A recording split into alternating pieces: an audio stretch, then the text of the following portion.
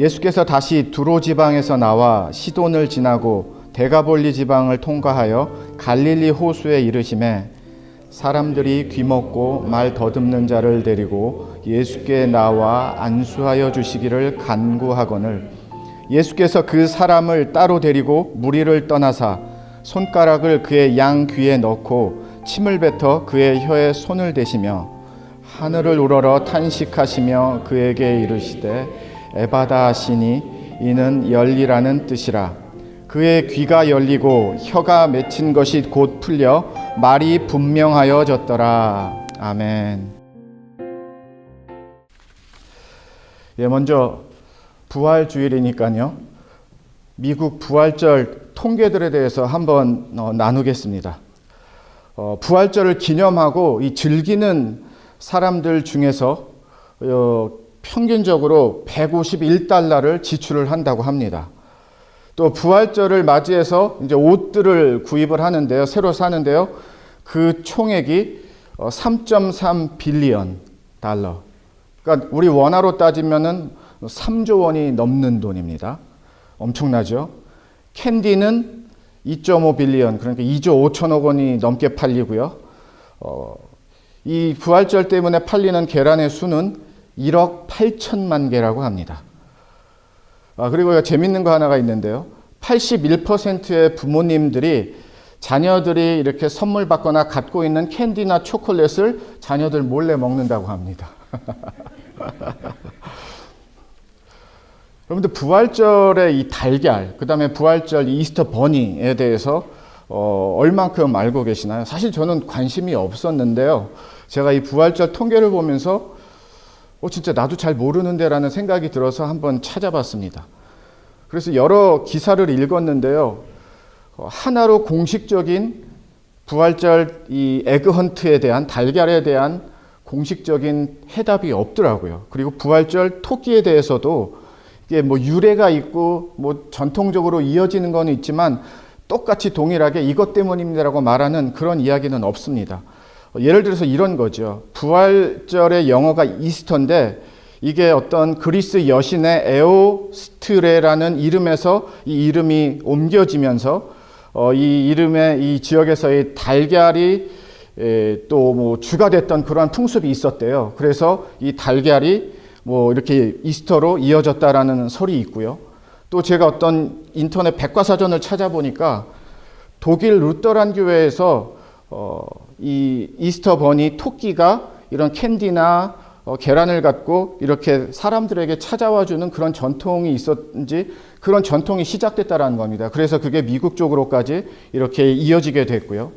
또 십자군 전쟁 당시 징병된 남편을 기다리던 아내가 이렇게 자신을 보살펴준 사람들에게 색을 칠한 달걀을 이렇게 선물한 데서 비롯됐다라는 것도 있고요. 또 뭐 이런 이게 진짜 맞나 싶을 정도의 여러 가지 설들이 많은 거예요. 제가 여기서 나누고 싶은 거는요. 사실 우리는 이 에그헌트, 부활절 에그헌트가 왜 에그헌트인지도 모르고 에그헌트를 하고 있다는 겁니다. 그리고 이 정도로 엄청난 경제적인 효과를 누리고 있는 거예요. 부활절에서. 부활절 토끼, 이스터 버니가 어떤 의미를 갖고 진짜 이스터 버니의 이 상징이 되었는지 교회에서, 사역에서, 뭐 이런 행사에서 왜 이 이스터 버니가 인기가 그렇게 많은지를 정확하게 우리는 알지 못하지만 그 이스터 버니가 아주 핫한 그런 이스터에서는 중요한 캐릭터가 되었습니다. 한마디로 그냥 비즈니스 같아요. 부활절의 의미가 중요한 것이 아니라 부활절의 내용이 중요한 것이 아니라 부활절의 분위기를 빌려가지고 되게 상업화시키고 비즈니스화 시켰는데 그 안에 마치 우리 교회들도 우리 성도들도 좀 많이 이렇게 빠져버린 그렇게 빼앗겨버린 듯한 그런 분위기, 그런 이스터가 요즘 시대의 이스터이지 않나, 부활절이지 않나 그렇게 좀 안타깝게 생각을 해보게 됩니다. 자, 그럼 중요한 질문은 바로 이겁니다. 에그헌트도 하고 이스터 버니도 재미있고 즐겁습니다. 그런데 정말 여러분에게 부활절은 무엇입니까? 정말 여러분에게 부활절의 의미는 어떤 의미입니까? 사실 오늘 예배는, 그리고 오늘 말씀은 바로 그 의미가 무엇인지를 저와 여러분이 다시 한번 만나고 다시 한번 붙들고 다시 한번 배우는 그런 하나님과의 연합, 하나님과의 만남, 진짜 부활절의 의미가 퇴색되지 않은, 세상적이지 않은, 인간적이지 않은, 뻔하고 즐겁기만 하지 않은, 진짜 성경이 말해주는 예수님이 부활하신 그 메시지가 얼마나 중요하고 얼마나 소중하고 얼마나 대단한지를 우리가 다시 한번 새길 수 있는 그런 부활절 예배와 말씀이 되기를 먼저 주님의 이름으로 축원을 드립니다. 우리의 삶에서 잘 안 되는 부분들이 있습니다. 그리고 이 잘 안 되는 부분이 더 잘 안 되기 시작하면서 우리가 당황하고 절망하고 실망하고 두려워하게 됩니다. 사람들의 이 삶의 이야기들이 내용은 다른데요, 결국 진행되어지는 어떤 마음의 동요 또 움직임을 보면 그렇게 다르게 움직이진 않은 것 같습니다. 처음에는 다 갖고 싶어 하는 게 사람의 마음입니다. 다 잃어버리지 않고 싶어 하고요, 놓치지 않고 싶어 하고요, 내 안에, 내 품에, 내 손에, 내 수화 안에, 내 마음 안에, 내 뜻 안에 가질 수 있는 건 다 갖고 싶어 해요. 그런데 살면서 배우게 되죠. 이게 내 뜻대로 잘 되지가 않는구나. 쉽지 않구나. 그래서 더 많이 조금이라도 잃어버리지 않고 내 것을 만들기 위해서 애를 쓰고 노력을 하고 수고를 합니다. 삶은 딱 두 가지예요. 중요한 것을 붙들고 사느냐, 중요하지 않은데 중요한 것처럼 붙들고 사느냐, 둘 중에 하나입니다. 중요한 줄 알았는데 중요하지 않게 살았으면 그 많은 시간들이 낭비가 되겠죠. 그러나 중요한 것을 정말 붙들고 산 삶에는 열매가 있을 수밖에 없습니다. 저는 오늘 말씀을 준비하면서 부활의 메시지가 무엇인가? 예수 그리스도께서 3일 만에 부활하신 이 부활의 생명, 우리에게 주신 이 생명, 구원, 믿음, 우리의 삶에서 어떻게 살아야 된다라는 것인가? 내가 어떻게 적용해야 된다라는 것인가? 그런 부분들을 오늘 본문 말씀을 통해서 하나님이 만나주신 것 같습니다.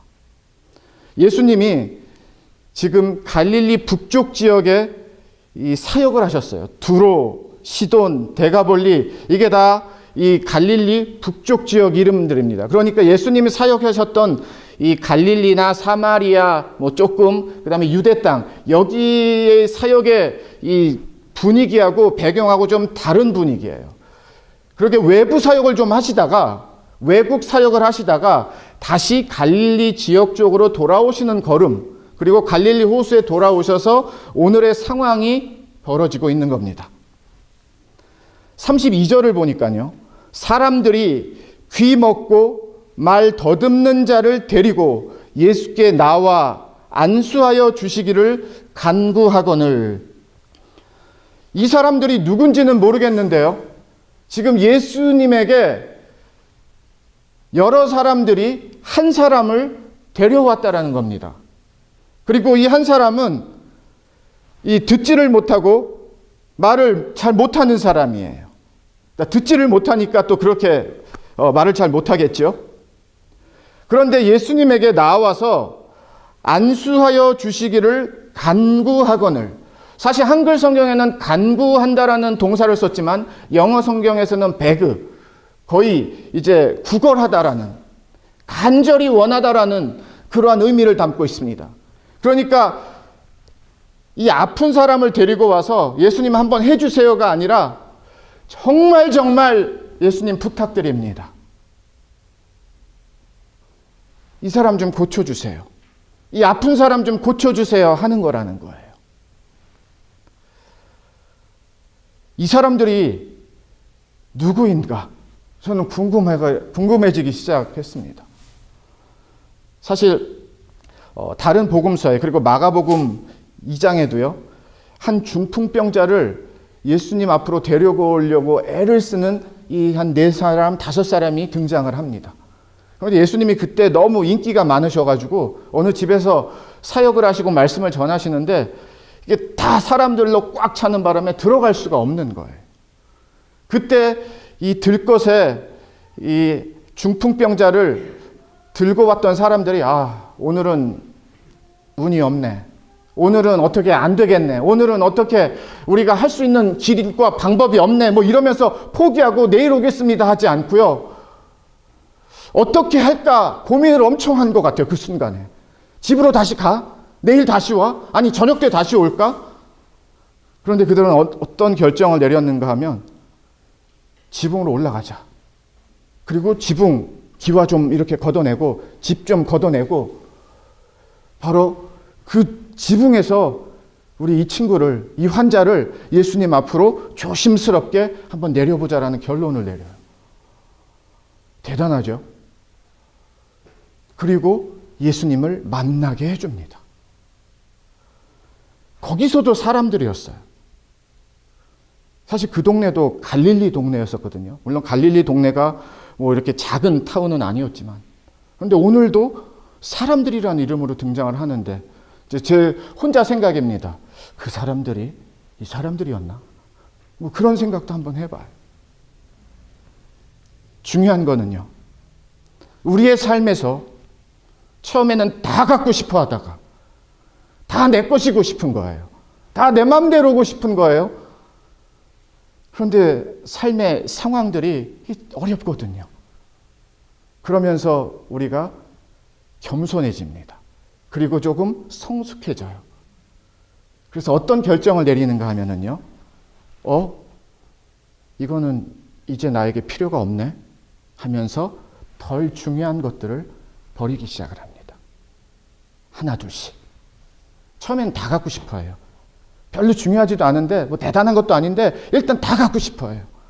그러다가 잘 풀리지 않으니까 다 갖고 있을 수가 없거든요. 어려우니까 이걸 다 품기가 쉽지가 않거든요. 그러면서 덜 중요한 것들에 대해서 미련과 아니면 애착들이 사라지게 되고 버려지게 됩니다. 그러면 그 순서가 있어요. 하나 둘씩. 처음에는 한 30개로 시작을 하면은요, 29개에서 25개로 갔다가, 사실 그거는 버리는 작업이에요. 덜 중요한 것들을 이제는 이거는 필요 없구나. 왜 덜 중요한 것들을 버리는 줄 아세요? 왜 중요하지 않다라고 생각하는 그런 깨달음이 있을 때 더 이상 품지 않고 이렇게 정리할 수 있는 줄 아세요? 중요한 것들을 지키기 위해서예요. 만약에 그렇게 되지 않으면 다 잃어버리는 거거든요. 다 지키겠다라고 하면 다 잃어버리게 생겼거든요. 다 무너지게 생겼거든요. 그러니까 덜 중요한 것들을 하나 둘씩 정리하게 돼요. 왜? 이 중요한 것들은 내가 끝까지 잘 지켜야 되기 때문에. 부활의 메시지를 생각해 봤습니다. 2019년 우리 샘물 교인들에게 하나님은 어떤 부활의 메시지를 주기를 원하시는가?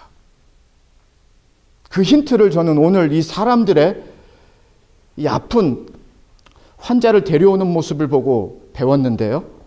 이 사람들이 시간이 한가한 사람들이었을까? 무직이었을까?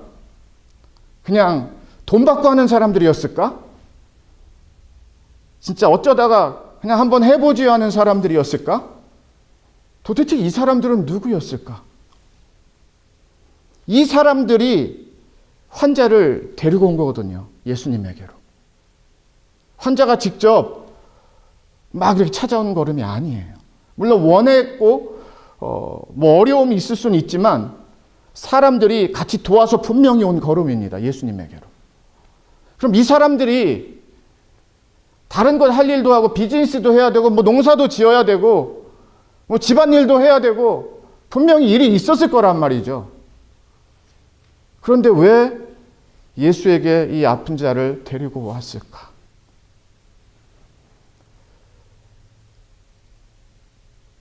예수님에게 이 아픈 친구, 이웃, 뭐 성도 다 좋습니다. 데리고 오는 게 이들에게는 너무너무 중요했다라는 거예요. 다른 사람들에게는 안 중요할 수 있는데요. 이 사람들에게는, 오늘 32절에 등장하는 이 사람들에게는 중요한 게 됐어요. 그러니까 해야지가 아니라 진짜 행동으로 옮기고 실천해야 하고요. 정말 주님 앞으로, 예수님 앞으로 데리고 옵니다. 저와 여러분들이 이 사람들의 마음과 걸음을 배워야 되는데요. 예수님의 부활은 머릿속에서 능력으로 역사하지 않습니다.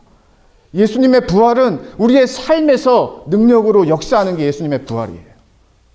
예수님이 왜 살아나셨는가 하면 예수님의 능력으로 예수님을 믿는 자녀들이 살으라고 부활의 능력을 우리에게 주셨어요. 마찬가지로 우리의 삶에서 예수님을 만나면서 예수님을 고백하면서 무엇이 중요하지 무엇이 중요하지 않지 그 정리를 하시거든요.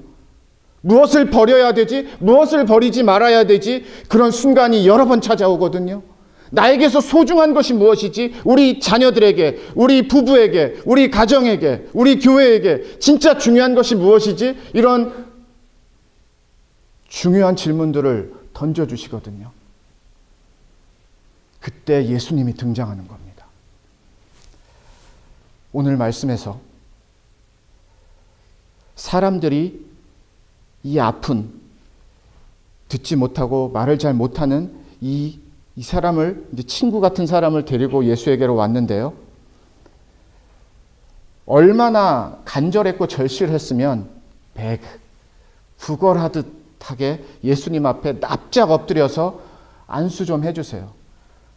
그러니까 예수님이 안수해 주시고 예수님이 만져주시면 낫는다라는 믿음이 있었던 거예요. 그렇지 않으면 한 번만 어떻게 좀 해주세요라고 말했을 거예요. 할 수 있는 거 좀 예수님 한번 해봐 주세요. 뭐 못해도 할 수 없고요. 막 이랬을 거란 말이죠. 그런데 이들이 예수님에게 나온 자세와 톤과 표현과 고백을 들어보면은요, 이 사람들의 걸음을 어느 누구도 막을 수 있는 그런 상황이 아니에요.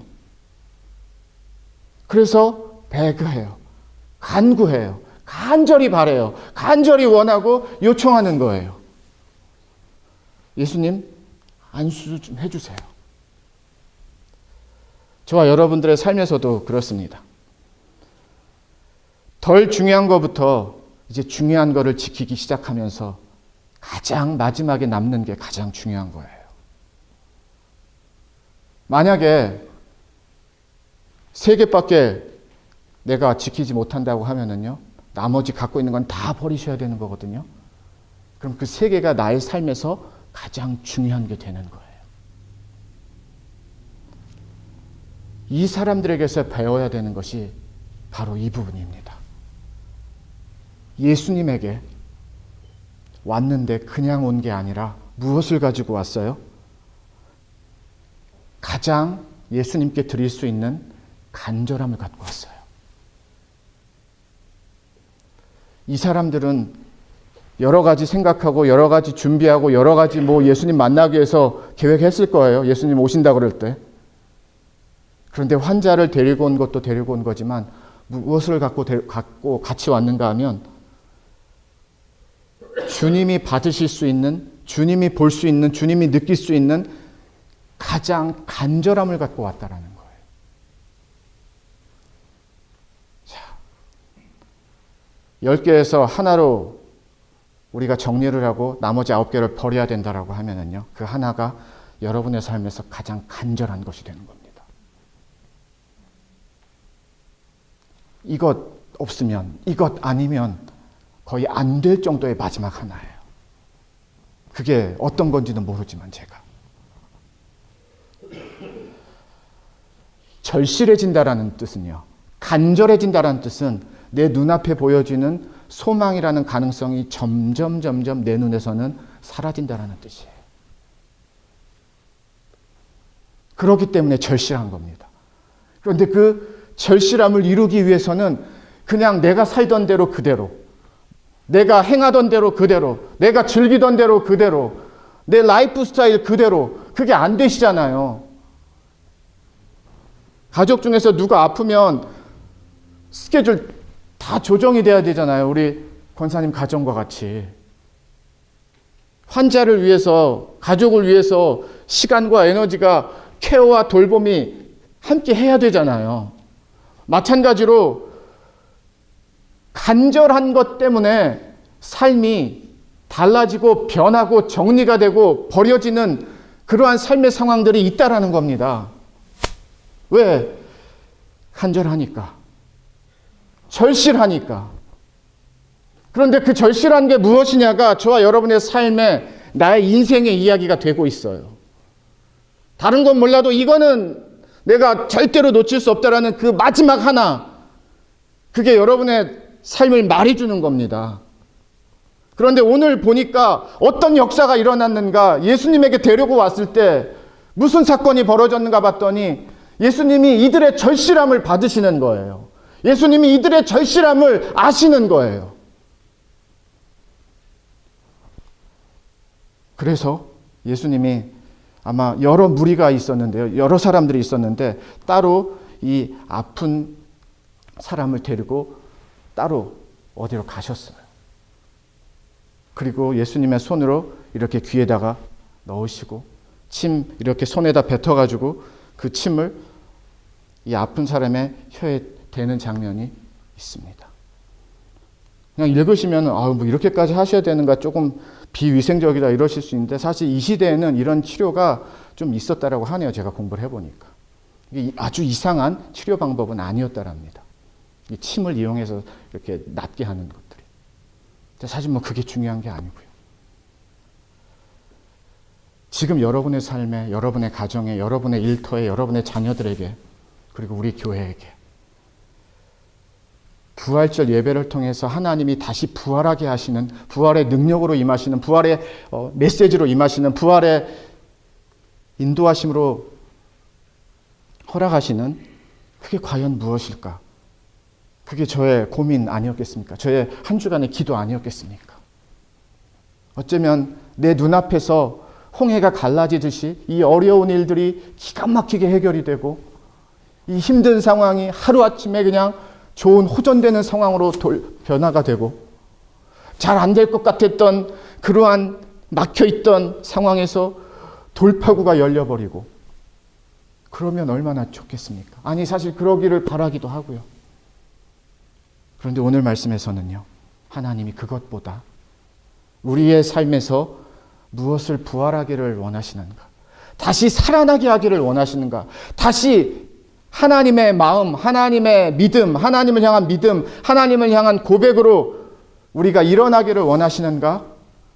바로 이 사람들의 절실함이라는 겁니다. 이 절실함을 갖고 하나님 앞에 나아가면, 예수님 앞에 나아가면 어떻게 돼요? 예수님이 그에게 이르시되 34절입니다. 에바다 하시니. 구약에도 그렇고 신약에도 그렇고 히브리어 구약성경, 헬라어 신약성경인데요. 아람어가 성경에 조금씩 함께 들어가 있습니다. 히브리어의 약간 좀 먼 방언격이라고 생각하시면 돼요.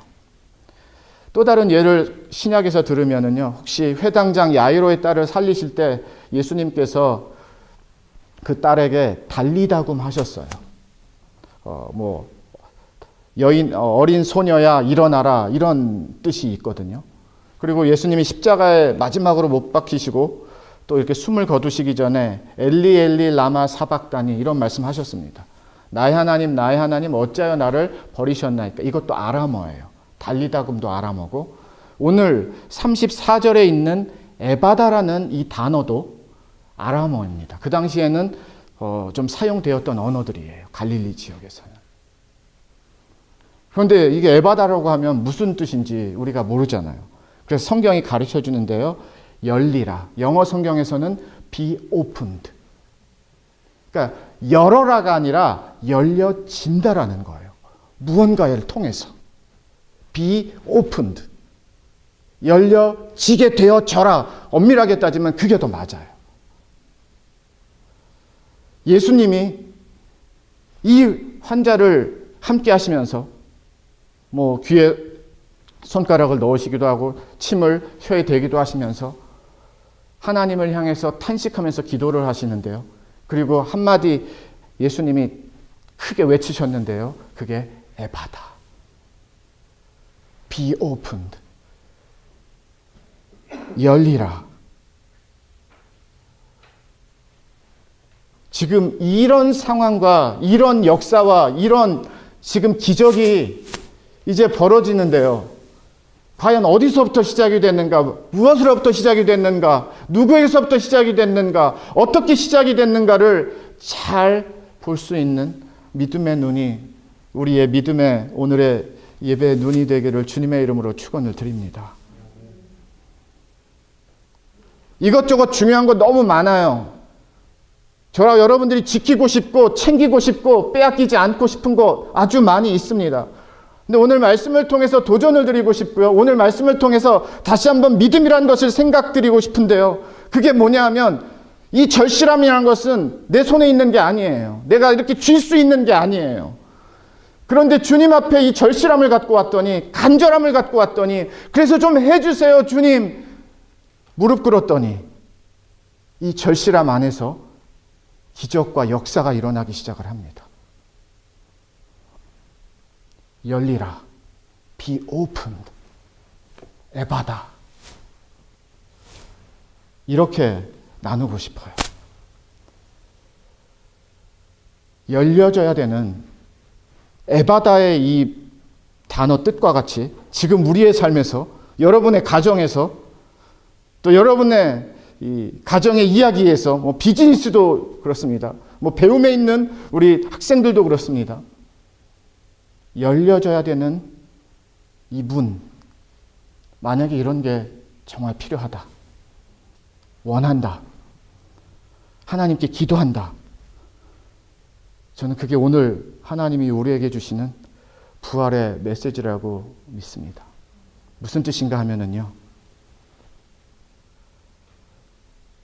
진짜 중요한 것만 남게 되어 있잖아요. 진짜 소중한 것만 마지막까지 버티게 되어 있잖아요. 그리고 마지막 하나는 내가 진짜 더 이상 남겨두지 않고 이 하나를 붙들고 있는 거거든요. 그런데 만약에 오늘 이 사람들과 같이 오늘의 말씀과 같이 그 마지막 하나가 예수에게 가지고 오는 나의 가장 절실함, 나의 가장 간절함이라면 어떻게 될까? 무슨 일이 벌어질까? 어떤 상황으로 변화될까? 예수님이 어떻게 응답을 하셨는가 하면요, 열리라, 에바다, be opened.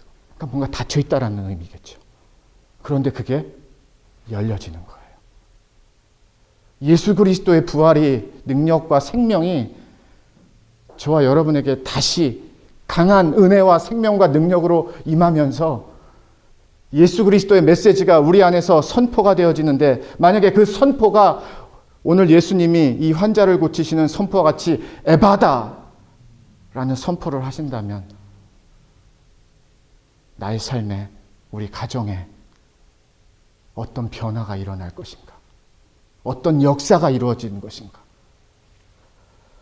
예수님에 대해서 뭐 많이 들으셨고 공부도 하고 익숙하기도 하시잖아요. 그런데 그런 익숙함이 지금 중요한 게 아니거든요. 진짜 중요한 거는 이 막혀있는 이 나의 삶이라는 현장에서 과연 열려질 수 있는가, 열리게 되는가. 그런데 이건 나는 할 수 없어요.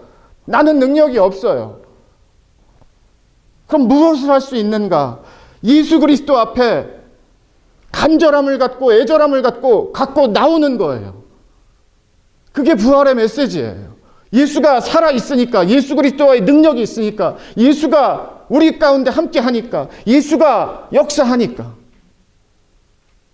죽은 예수가 아니라, 능력 없는 예수가 아니라, 십자가에서 끝난 예수가 아니라, 부활의 예수는 모든 것을 이기고 다시 살아나셨다라는 거거든요. 말씀을 정리하겠습니다. 사실 예수님이 십자가에 못 박혀 돌아가시기 전에 사역했을 때의 장면이 오늘의 배경이에요. 근데 저는 다시 돌아가자라는 거죠. 진짜 이 예수가 진짜 예수였구나. 진짜 하나님의 아들이구나. 능력이구나. 생명이구나. 할 수 있구나.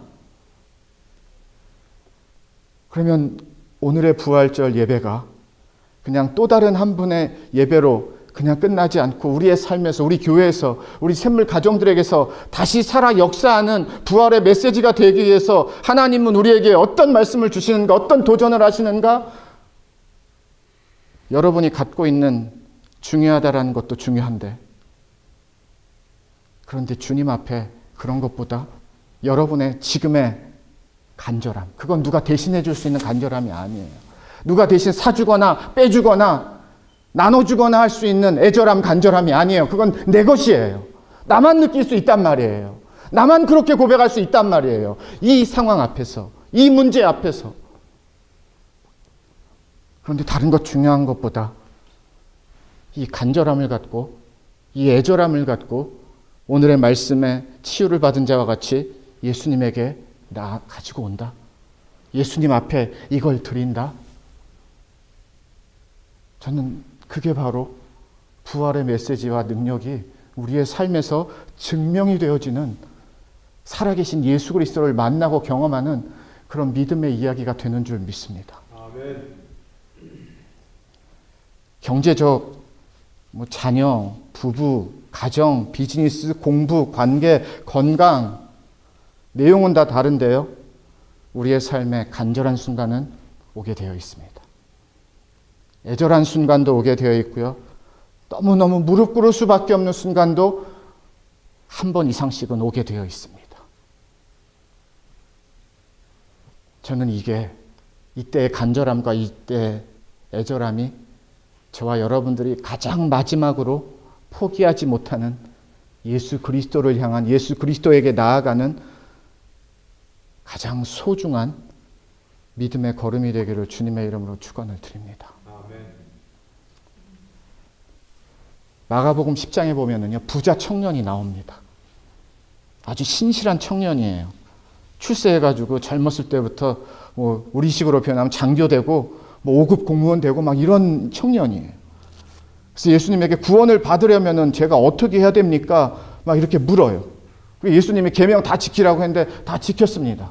그럼 너 가지고 있는 재산을 팔아서 가난한 자에게 주라고 했더니 거기서 이제 하면서 돌아서요. 제가 이 말씀하고 오늘 본문하고 묵상하면서 이거 뭐가 다른 거지? 왜 다른 거지? 분명히 결론이, 이 부자 관원 청년의 결론은 좀 안 좋았거든요. 그런데 오늘 말씀을 계속 묵상하면서 간절함이 없었구나. 애절함이 없었구나. 그냥 있어도 되고 없어도 되는 그런 걸로 왔구나.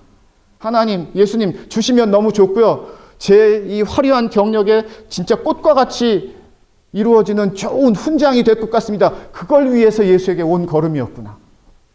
그런데 오늘 본문에서 나오는 사람들, 이 아픈 사람들은 그걸 때문에 온 사람들이 아니라 이거 하나밖에 없는 사람들이었어요. 간절함 하나밖에, 애절함 하나밖에, 그걸 예수에게 갖고 왔다라는 거예요.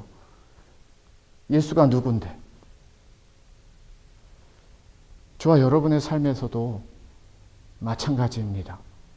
그냥 예수님을 내가 이만큼 있는데 거기에 조금 더 더해줄 수 있는 그런 예수님을 원하시면 진짜 예수님을 만나기 어려우세요. 그런데 가장 믿음의 길은, 그리고 굳이 표현하면 빠른 길은 여러분의 간절함과 여러분의 애절함을 예수님에게 가져오는 것보다 예수님을 만나는 또 다른 길은 없습니다. 아멘. 무엇 때문에 잠을 못 주무시고 걱정이 많으시고 계산이 많으시고 또 두려움이 많으시고 막막함이 많다라고 생각을 하세요, 지금. 예수 그리스도의 부활의 메시지는 막막함과 걱정과 근심과 어두움이 아닙니다. 세상의 모든 죄와 어둠과 사망과 권세와 방법들을 다 뒤집으셨어요. 십자가의 보혈의 사건을 통해서. 그리고 예수를 믿는 자들에게 동일하게 그 생명과 능력을 부어주셨습니다. 예수님이 살아 계시다라는 뜻이에요. 예수님이 살아 있으시다라는 뜻이에요. 이 예수님과 함께 더 사는 하나님의 자녀들의 삶을 예수님이 더 부르시는 게 부활의 메시지인 줄 믿습니다. 가지고 오세요. 예수님에게로. 간절함으로, 애절함으로. 정말 예수님에게 무릎 꿇으면서 드릴 수밖에 없는 그런 나로 그걸 갖고 예수님이 그걸 받으신 다음에 예수님만이 하실 수 있는, 예수님만이 갖고 있는 능력으로, 예수님만의 방법으로 예수님이 여러분의 삶에서 살아 역사하시는 예수님이 되어주실 겁니다. 그래서 따로 부른 것 같아요. 무리들의 예수님이 아니라 나는 너의 예수님이라고. 그래서 따로 이렇게 구별하신 것 같아요. 나는 너를 위하고, 이게 다 너를 위함이고, 너를 알고.